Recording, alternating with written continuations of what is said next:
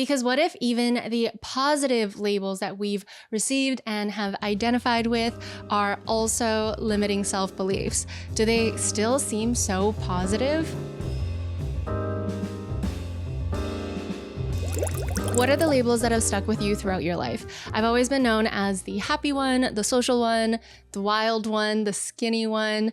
Or think about the compliments that you have gotten when you were a kid. You're so artsy, you're so creative, you're so musically talented. You better continue on with this path because you were just so good at it. These seemingly small comments and compliments and labels might have seemed fun and encouraging and positive when we were younger, but have you ever thought about how they have actually affected you and your life path as an adult? So let's chat about labels today. Hello, welcome back to Feel Good Lab, the podcast where we explore the intersection between personal growth and career success and all of the good stuff that happens in between that makes both possible. It's actually been a while since I have sat down, held a microphone, and talked to the Feel Good fam. I know I posted last week, but that episode was actually filmed before I left for Europe, and then I left for Europe for an entire month and actually didn't really create any content. So let's start with my Feel Good moment for the week. My Feel Good moment was actually this kind of aha moment that I had with my content. I had this thought before I actually left for my trip, but because I was in the middle of so many projects, like so many projects were work in progress before my trip, I kind of just had to push through and finish all of that. And I didn't really give myself the space to actually think through this thought process that I was having. The context is I was feeling a little bit lost with my content. I did post a community post on my main/personal channel where I mentioned that I was feeling lost. I was feeling a little uninspired, and I kind of had this like writer's block or like ideation block, and I wasn't sure what direction I should take my channel. And I really didn't think about what sort of feedback I was going to get, but my amazing community gave me so much, I don't know, like validation and words of affirmation along with the content suggestions. And it just kind of, it warmed my heart. It felt like a big hug, like a big virtual hug. It was exactly what I needed at the time for how I was feeling. And then on top of that, I had a conversation with Derek from That Library Show. I interviewed him for a video that I made about the starting of this podcast, about my journey of starting this podcast. And he is just a creator that I definitely look up to for his authenticity, his realness, and his personality. He's just so funny. The content he makes is so high quality. Anywho, I was chatting with him about podcasting and interviewing and all of that. And one thing that he said that really stuck out to me was, he said, and I quote, "Stop watching all of this content and consuming all of this content of how other people podcast and what's the best way to podcast and how to do this and that, and just go down Angel's path. Like, just fuck it. Go create, have fun with it, test things out. If you fail, you fail. If you don't, then amazing. But just go down your path and do it the way that you want to do it. And if that's not the right way, you'll learn." That thought actually trickled down and made me rethink what I was doing on my main channel and on my social channels as well. And it was a bit of a, it was a bit of an aha moment because I was realizing that I was thinking way too much about what other people thought and how other people do things and the way that other people create their videos. And I stopped thinking about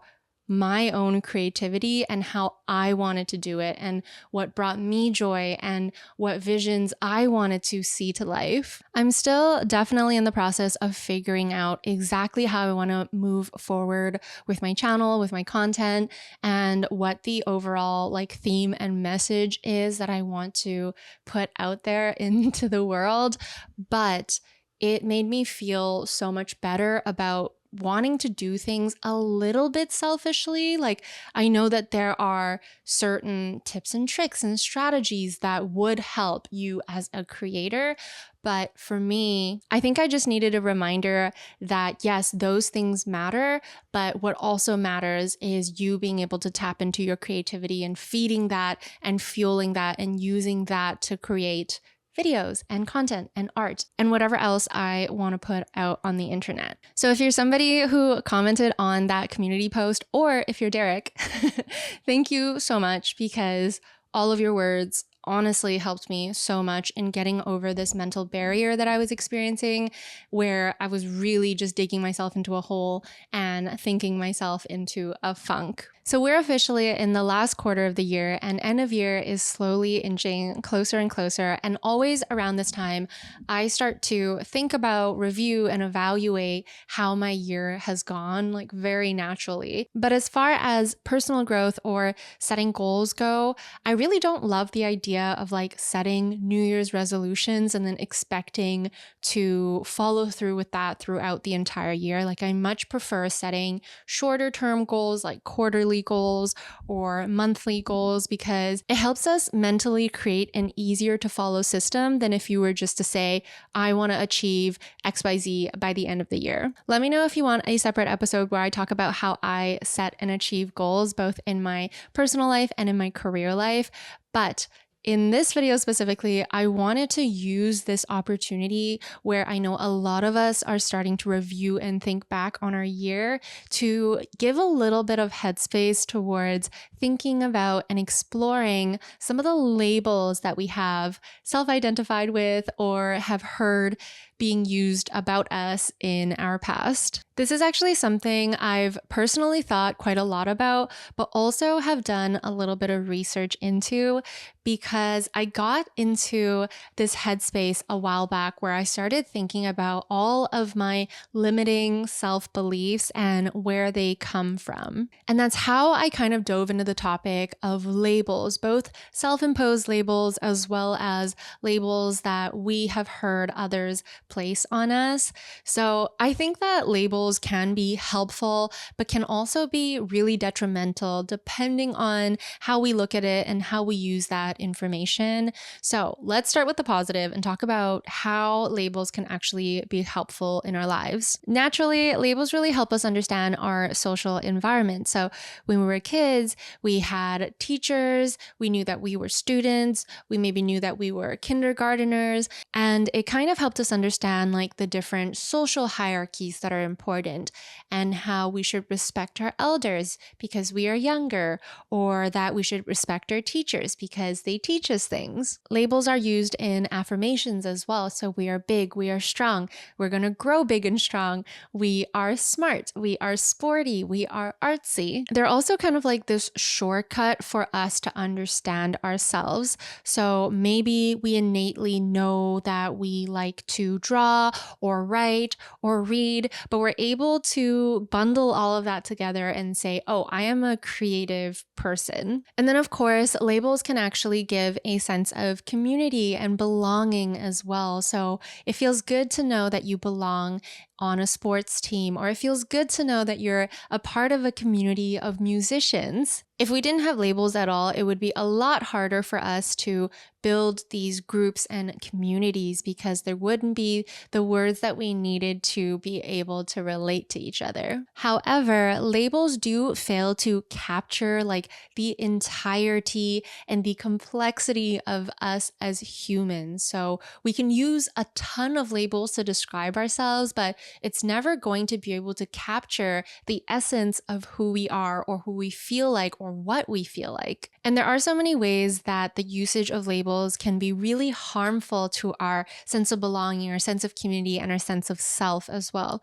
So for one, it creates this sense of like us versus them. So it's like Team Red versus Team Black during sports day, or the older kids versus the younger kids. Even something like the arts versus the sciences. Like, why is it that we pit these things against each other?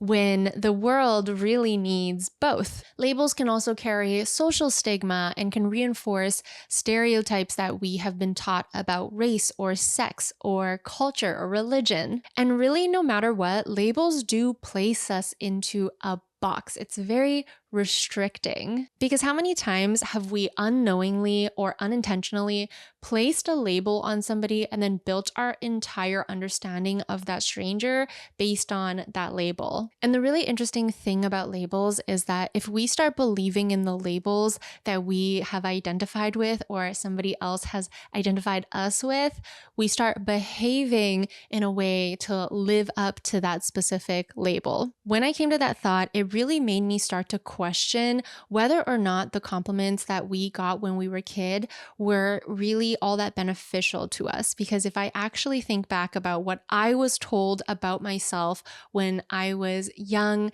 and a child and really just trying to figure out life in general, was that I may not be the smart one, but I was cute and friendly and happy and social and likable.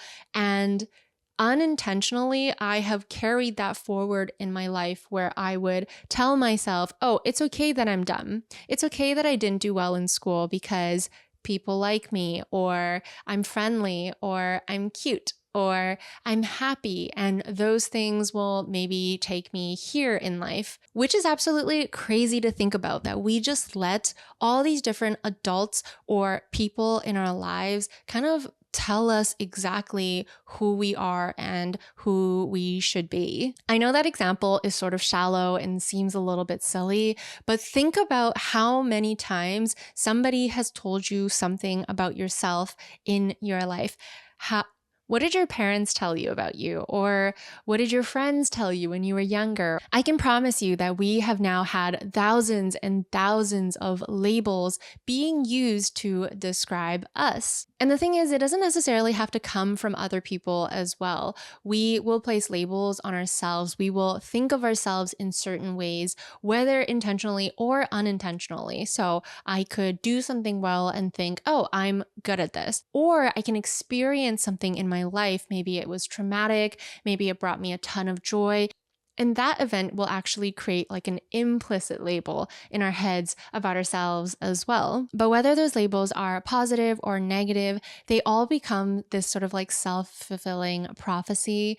And yes, negative labels we want to shed and we want to build our own beliefs about ourselves. But if we start identifying with too many positive labels, it can cause a lot of challenges in our life as well. So, for example, if we identified with being smart as a kid and everyone told us, oh, you're so smart, you just know everything, you're doing everything so well. The first time that you come across something that is actually challenging and something that you find hard to understand, you're going to find that experience so much more painful and challenging than if you had come to it with like a beginner's mindset. Because when we're placing too much value in those positive beliefs, we're actually making the failures feel that much harder. I kind of compare this with the idea of people saying to me like, oh, don't overhype something.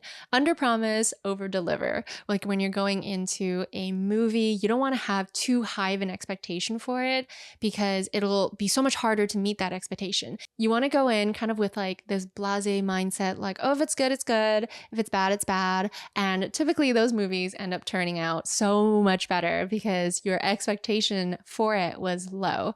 And I think the same way when it comes to labels. Although I'm not saying to place negative labels on yourself, that's not the way to go about it.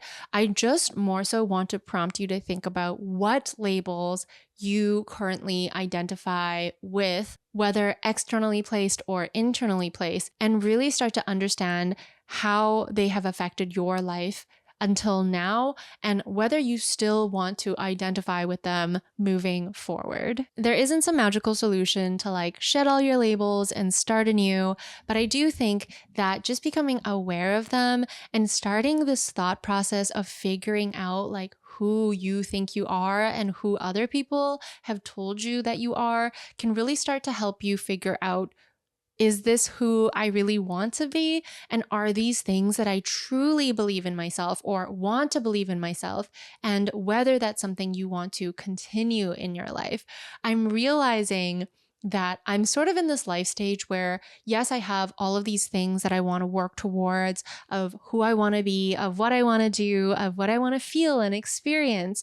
But at the same time, for me to be able to get to those next great things that I've thought of for myself, there are certain things that I need to revisit and decide whether it's time to get rid of those parts of me or maybe file them away or maybe just work through so that I can move on to the next stage of my life.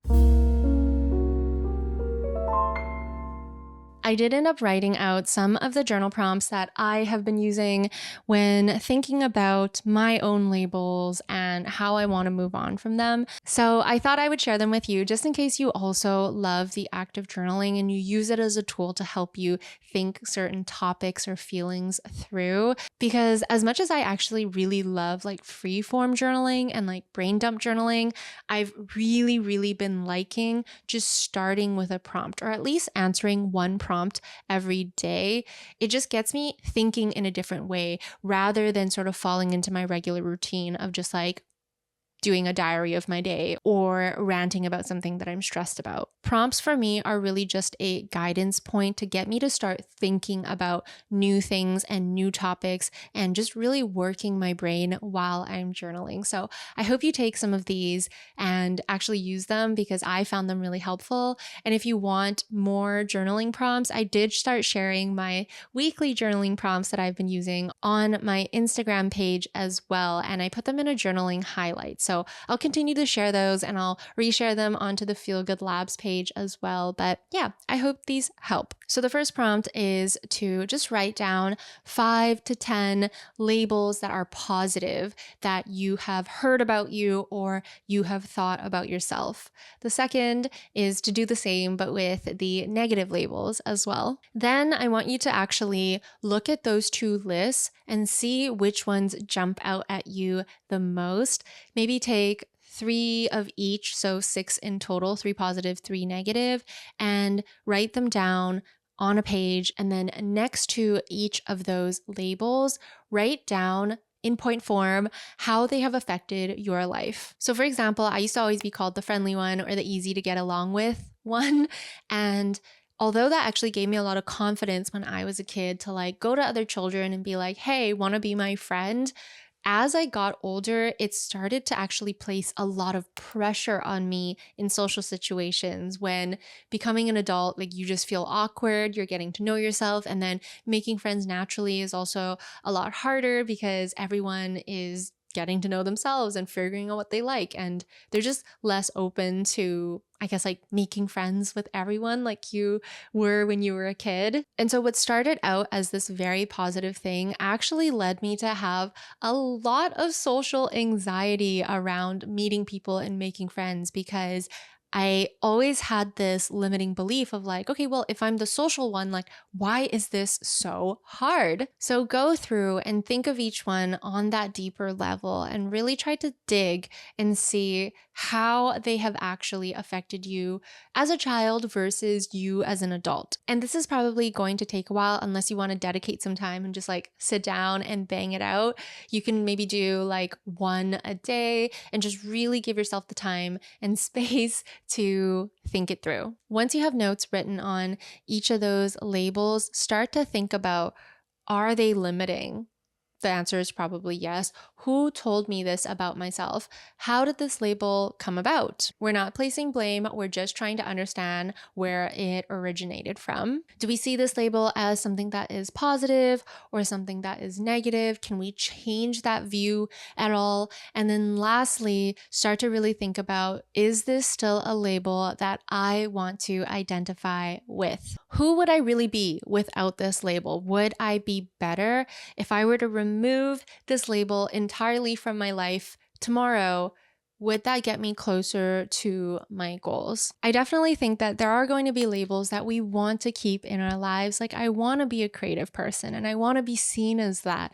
And I want to be seen as a nice person and someone who is easy to get along with and is friendly and is happy.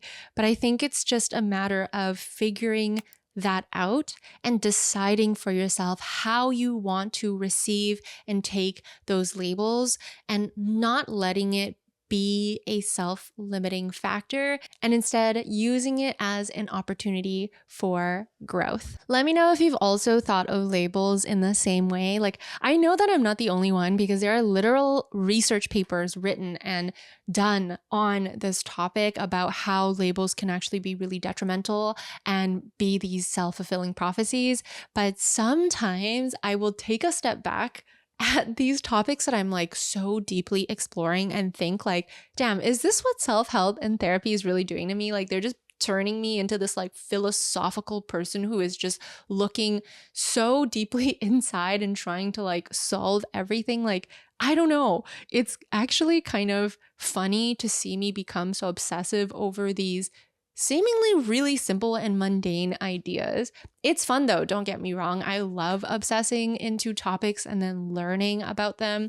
And then, of course, I love being able to share them and share my findings and in hopes that it'll help you in some way. But yeah, just let me know, please, if this is something that you've thought about or if this is something new that you haven't really given much thought to, but find helpful, because it gives me validation that I am not just doing this out of craziness. I'm definitely still getting back into the flow of creating, so bear with me if this podcast sounded choppy or if the topics aren't flowing as well.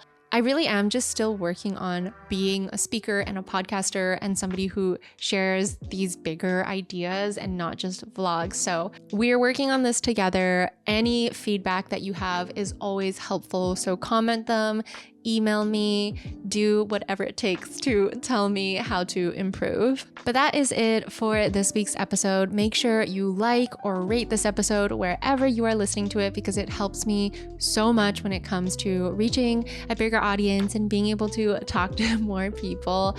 And I would appreciate it so much. Other than that, I hope you're having an amazing day wherever you are in the world, and I will catch you in the next one. Bye.